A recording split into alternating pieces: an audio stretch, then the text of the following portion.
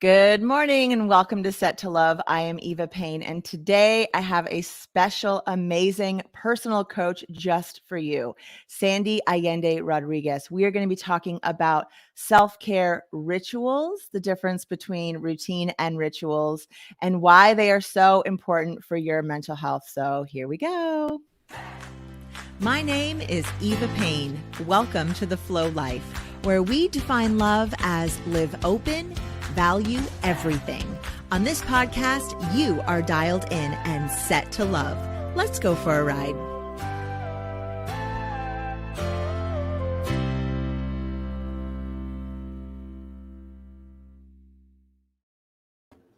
Good morning. Good morning. How are you? I'm doing really well. How are you? Great. Welcome to Set to Love. Thank you so much for coming on the show. Thank you for having me. I appreciate it. I want to just dive right in. I mean, I loved our conversation before. You are so awesome. So I can't wait for our audience to meet you. So why don't you just first tell us a little about yourself, your background, how you got into personal coaching, and then let's dive into this self-care rituals and the importance of those. Great. Thank you. So I'm Sandy Allende Rodriguez. I am from Jersey. I live currently in South Florida. I am a transformational life specialist, so a coach. I guide women to open their minds and their souls from the limits that we have been placed on us, and I help them change their narrative by enhancing their perspective. So changing that thought process that we have been drilled into the things that we need to do to the things that we really deep inside want to do, and allowing that to happen. I love that. Just before we go into self-care stuff, what's one practice that you would help someone with? If I was someone who had some story, some narrative, is there like a tool or a practice that you could say, Eva, start with this? Yes, I would have to say is starting you first. You first. So if you have children, or if you are alarm clock set to go to work at, say, 6:00 in the morning, do maybe a 30-minute to an hour earlier, just to relax yourself. Meditate, pray, read, journal, have your coffee quietly, set your intentions, read your affirmations. Those are, to me, have been life-changing. They're life-changing for my clients. That shift, that little tiny shift of that extra little 30 minutes or 45 minutes makes a world of difference. Okay, but what would you say to someone who's not a morning person? So like my sister-in-law, she gets up like an hour early for work, and her self-care time is getting ready in the morning, but then she's also got kids to get ready and other things to do. And for her, the thought of even getting up that extra hour to do those kind of practices when it's just, her getting ready normally is sort of her ritual practices. Is there another time in the day, or is it, I always hear about morning rituals, but what if you're not a morning person? Then set yourself maybe 10 minutes before you shower. And I do this, is stand in front of your mirror and just say, I am doing amazing. I am doing wonderful things. Your mind will shift. And I've been doing this for a while. And the funny thing is, we all know Mel Robbins, and if you don't, check out Mel Robbins. She just created this thing called the high five habit. And that's exactly what it is. I was hearing her audible, and I've been watching her, and I'm like, I've been doing this. How has this not shifted? So just carving out, it doesn't even matter if it's right before bed, in the morning, in the afternoon. Look at yourself. I think as women, that's the last thing we do. We're kind of always running around, and the last thing we do is look at ourselves and say, damn, I am a wonderful human. I woke up this morning. I got my kids ready for school. I'm doing wonderful things. We're always looking at like, oh my God, I'm so fat. Oh my God, I could lose weight. Oh my God, I didn't put makeup. How about we tell each other how many amazing things we're doing? And put that into practice. Like, I see moms sometimes and their kids are running around. I'm like, Mom, you're doing a wonderful job. Do that. Yes, I love that. I was at a football game 2 weeks ago, and there was a mom there, with her son, and I just wanted to say to her, like, the voice in my head kept saying, "Tell her she's a great mom. Tell her she's a Mhm. great mom." And so I ended up befriending her by the end, and I did tell her she's a great mom. Yes. But, yeah, I think when we hear that little voice, especially about someone else, like, giving out that compliment is so important. I try really hard to have that practice. Yes. And I actually have a mirror. It reminds me of when you were talking, and, on it, it says, "You look amazing." I Yeah. got it at, like, Marshalls or Ross or something for, like, $5, and so I put that on the way out the door. So when all my kids walk out and they wanna look at themselves, it just says, "You look amazing. Just Yeah. keep you're good, Yeah. you're good." Yeah. And I didn't even realize it. That practice came into play when one day I was literally past the mirror and I saw my son, who's a toothpick, going, "Oh my God, I'm so fat." And I'm like looking at him, I'm like, "What?" And he's like, "Yeah, mom, like I'm fat and I'm not." And I thought to myself, where did this come from? It came from me. It Yeah. came from me. I kept Wow. looking and passing by and going, "Oh my God, I'm so fat. Oh my God, I'm so fat." It's all they're watching us. They listen to Mm. us. They mimic us, even if they don't see it. I was like, "Oh," and that is when that habit kicked into play. That ritual started where it's like I'll pass a mirror and usually I'm like, "Whoa, mirror, avoid." Now it's like, "Damn, girl, you look great today. You are amazing. You're doing wonderful things." I love it. Okay, let's talk about ritual versus routine.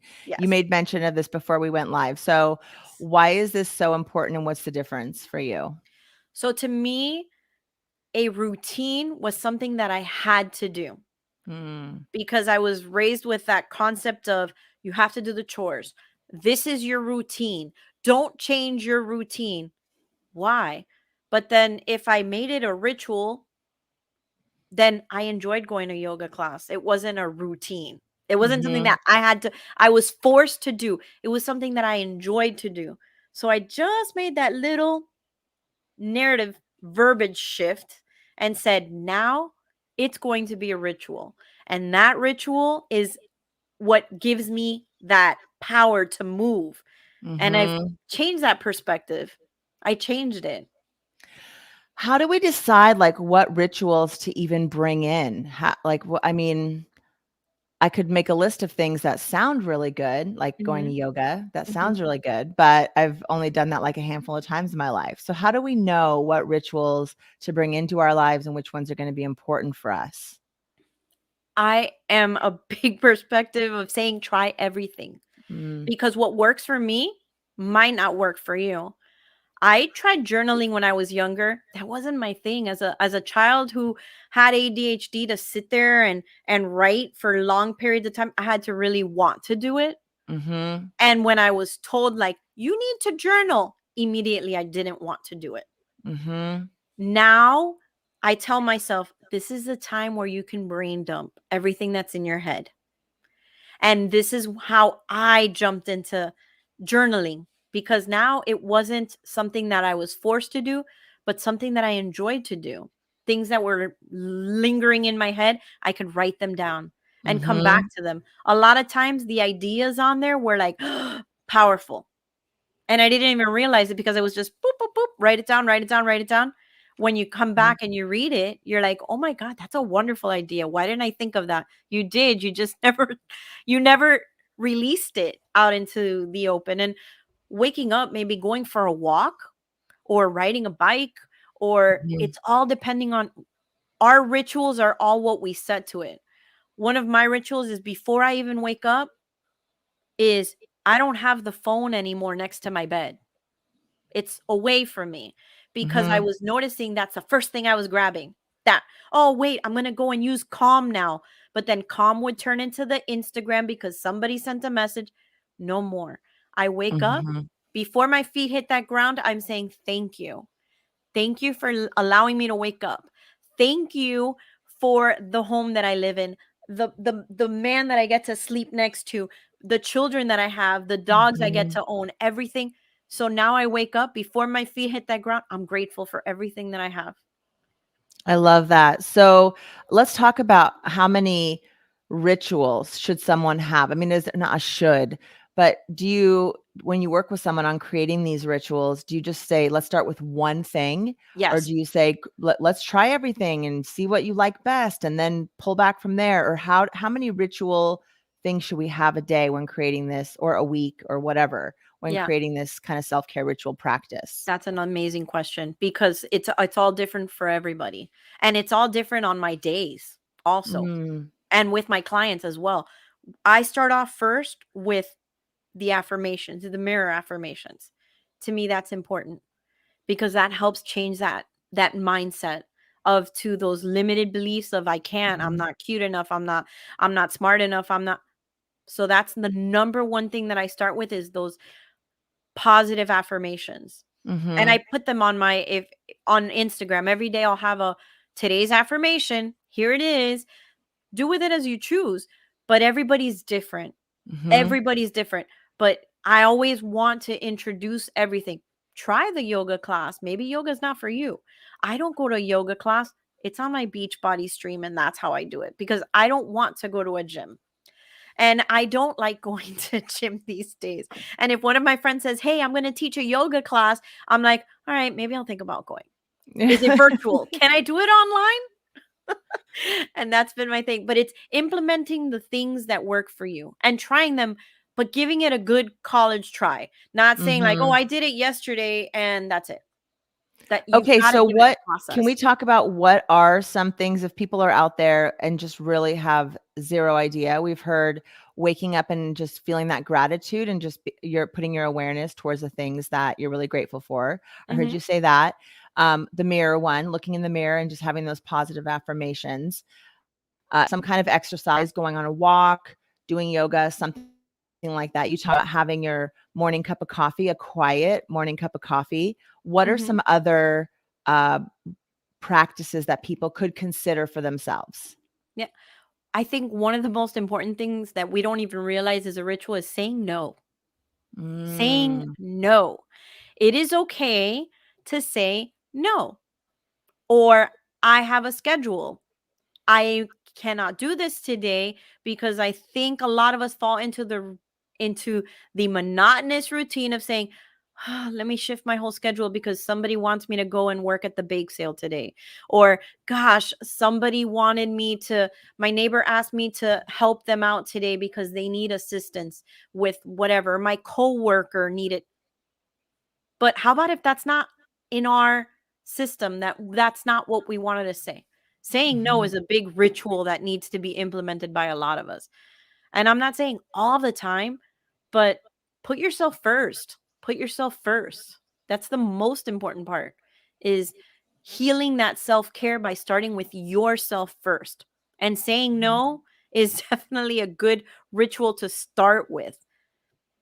Yeah, definitely bringing in things that you want to bring in more Mhm. for yourself.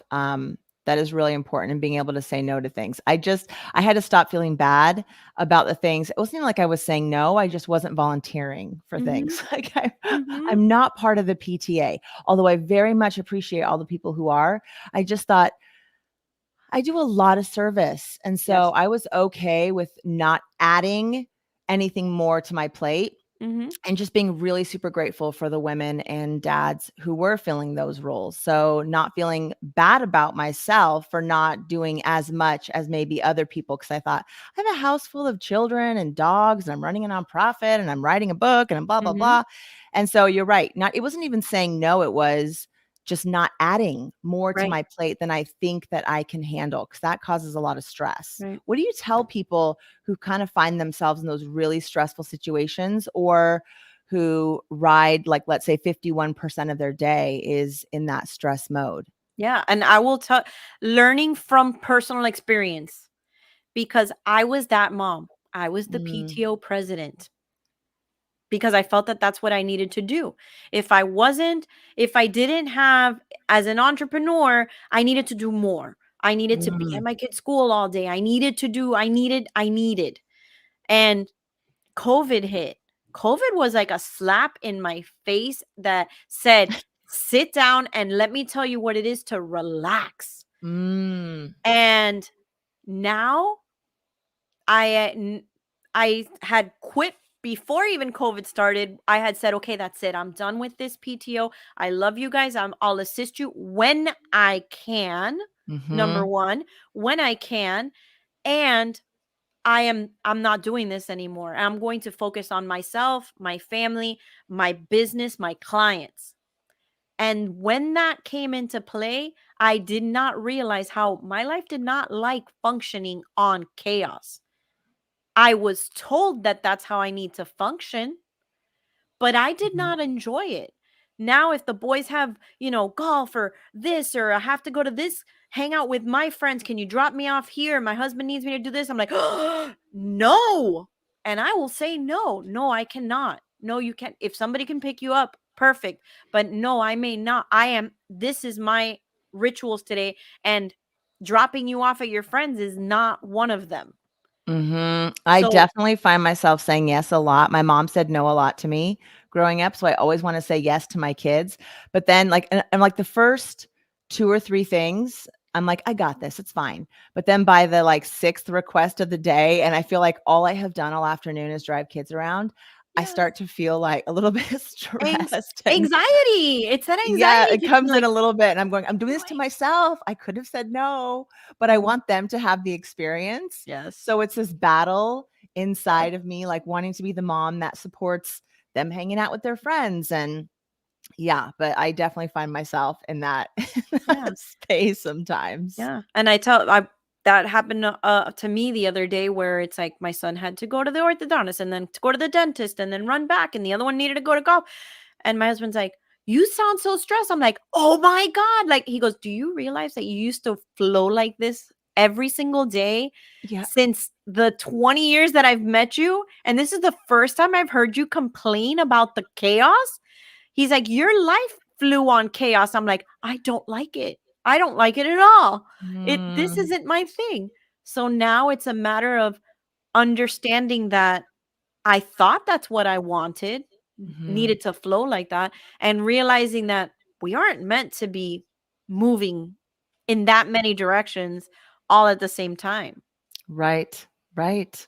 Dang, that's really powerful.